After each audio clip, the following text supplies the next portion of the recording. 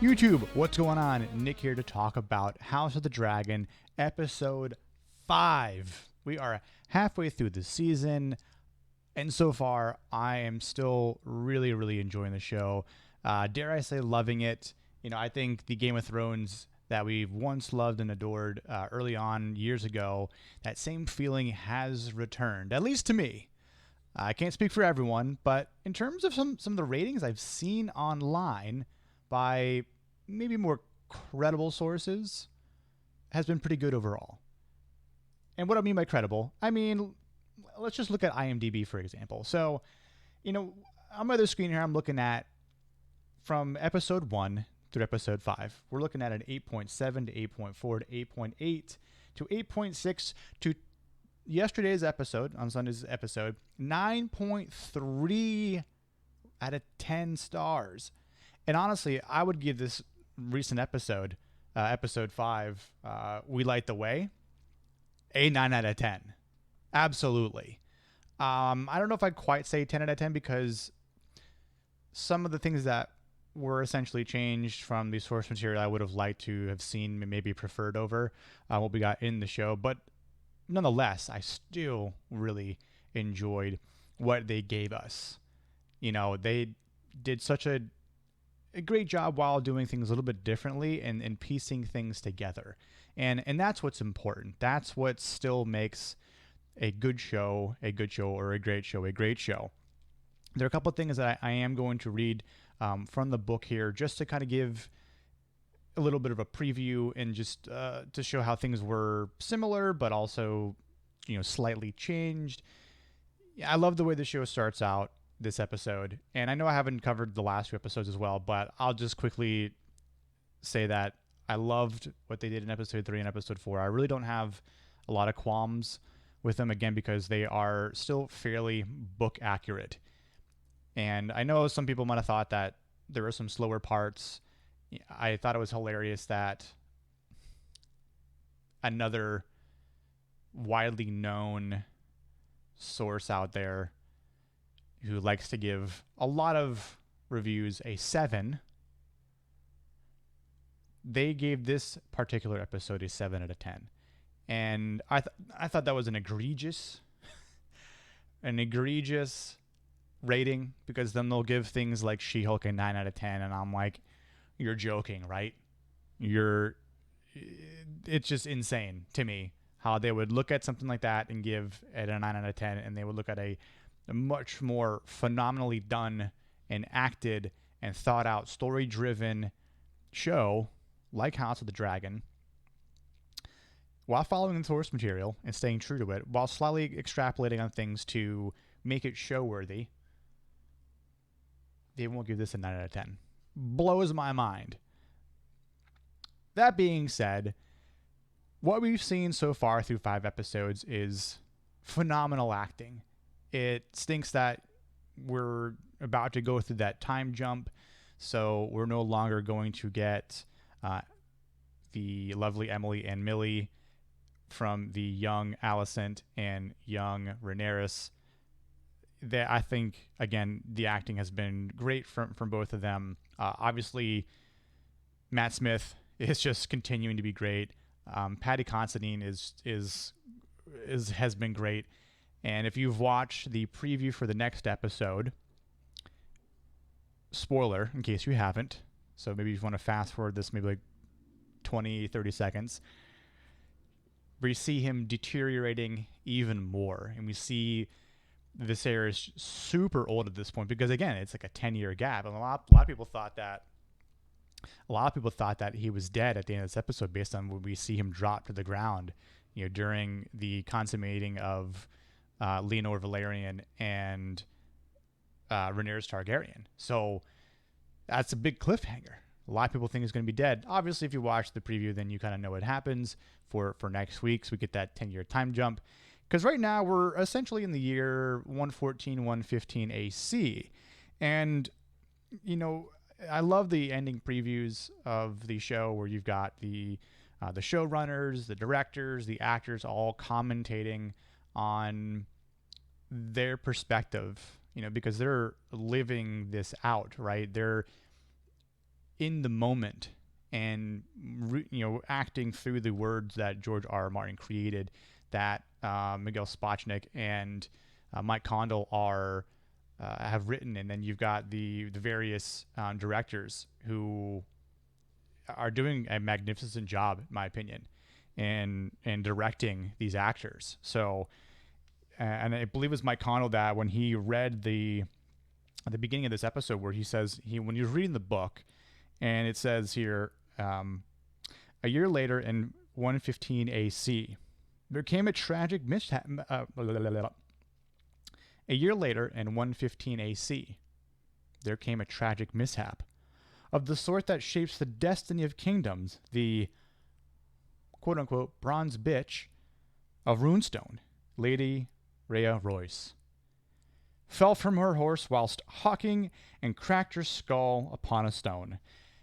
And Condal even says he thought that this line was pretty interesting as to how that would potentially happen, and the way she was portrayed and the way she was, for this slight moment, acted by the actress, and seeming like a pretty tough chick.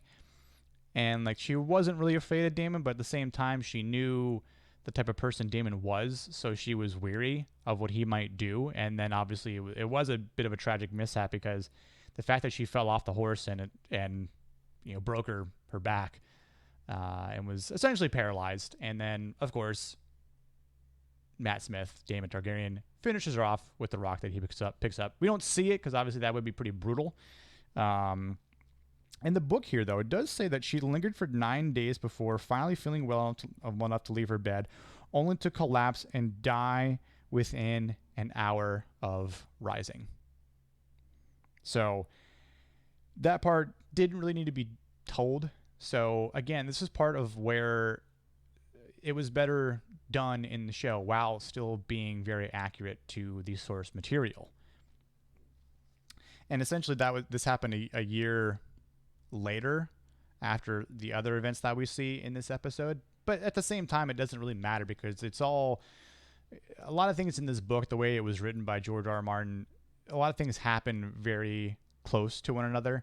And even though some things, the events might be a year or 2 or 3 apart, they still somewhat are able to be melded together, right? Like when we saw in episode 3, there was a 3-year time jump. And then in episode 4, there was, I think, another year or 2 time jump. And then the same thing with episode 5 here. And then episode 6, we're going to see, a 10-year time jump. So I'm okay with all this, because again, I know some people might be like, why so many time jumps? It's like, well, because they're doing it's not so much a documentary type of thing, but they're just following the way that it was written, and I'm going to slightly interject here. This is what I wish they would have done with Lord of the Rings, The Rings of Power, because it could have worked. And this is proof that this show, House of the Dragon, is doing what they said couldn't be done in The Rings of Power.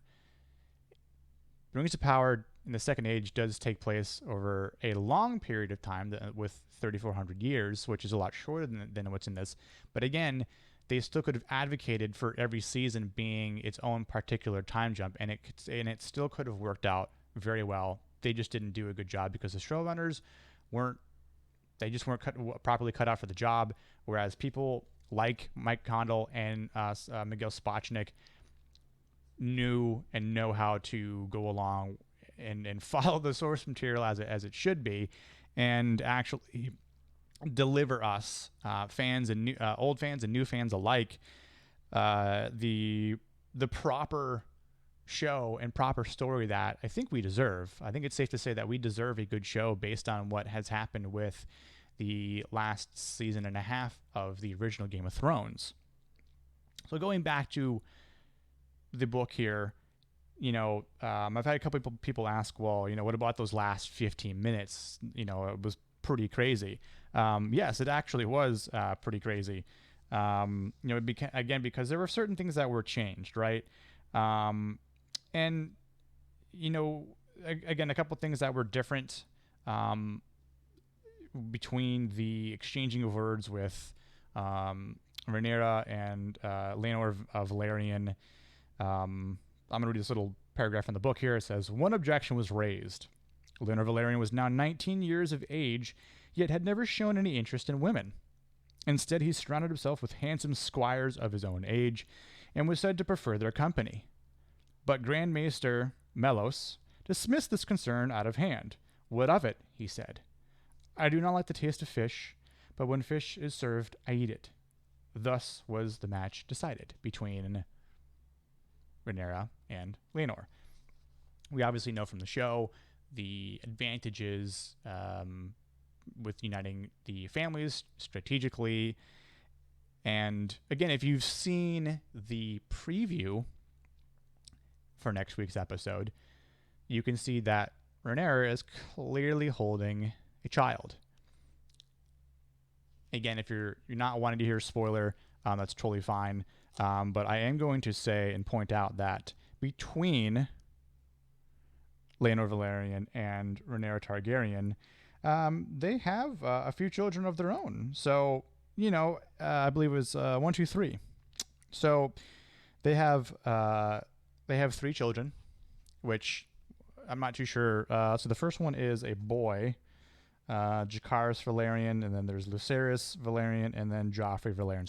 So they end up having 3 boys.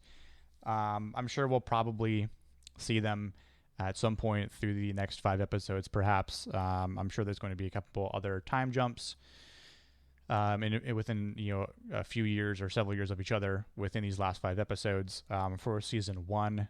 But they could slow it down a little bit more too. So we'll see what direction they go with. Either way, I know that they'll stay true and keep close to the source material. So again, it's great for someone like myself, and I'm sure others out there who have read the book, when you watch this show with other people who haven't read the book, and you kind of see the reaction, you kind of hear what they're asking, like, "Oh my God, does this happen? Oh, I think this will happen." And you just kind of, it's a fun game to play where I really enjoy where their perspective goes.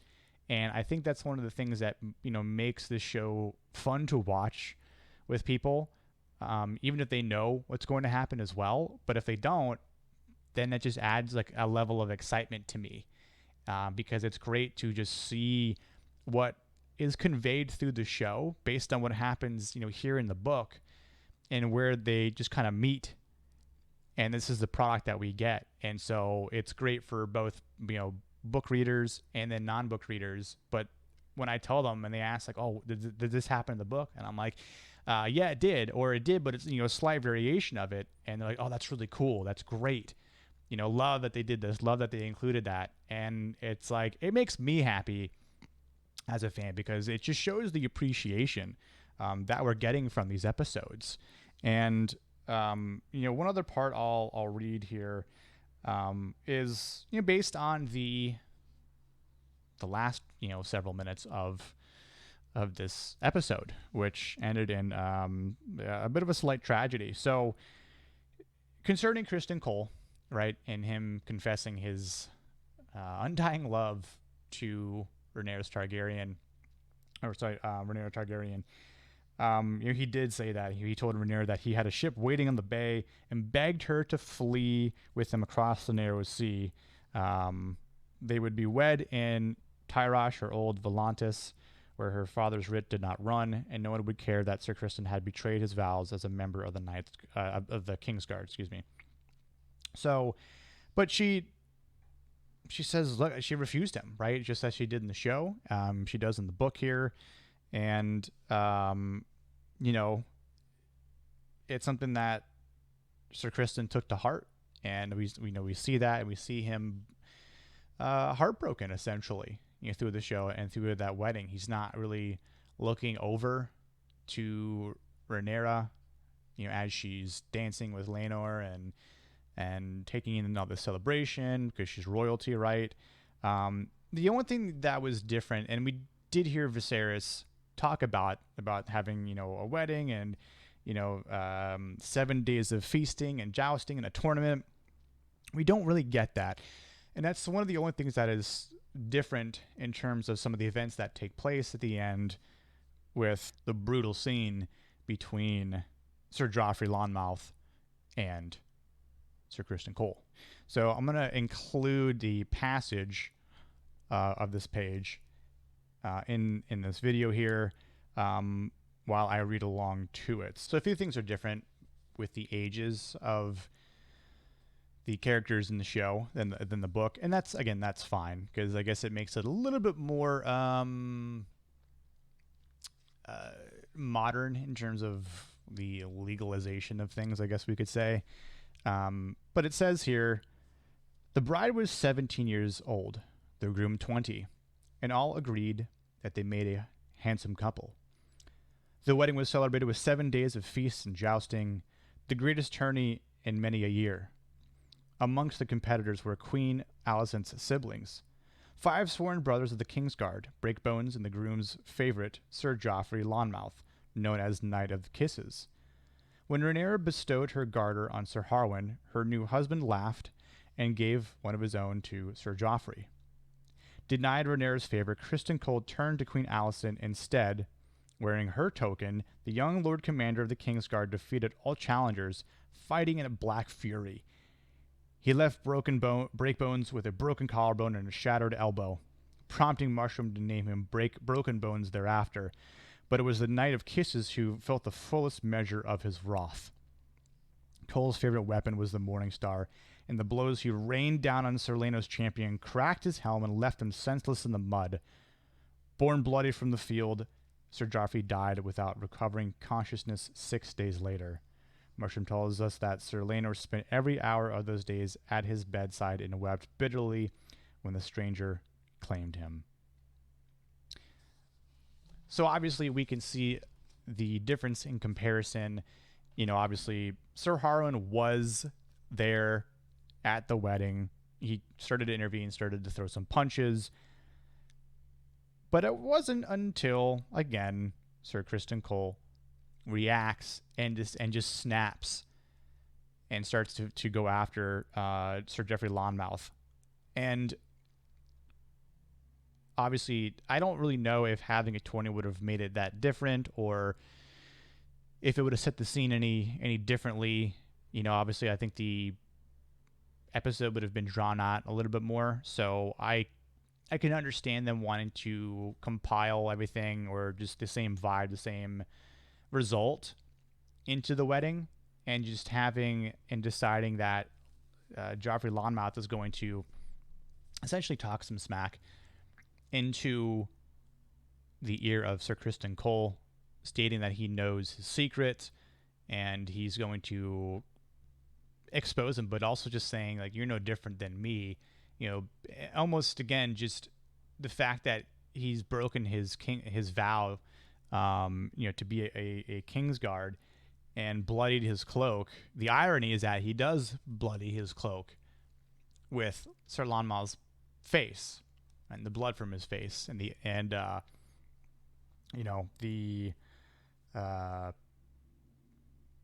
crack in his skull over his orbital bone there on the left side of his face.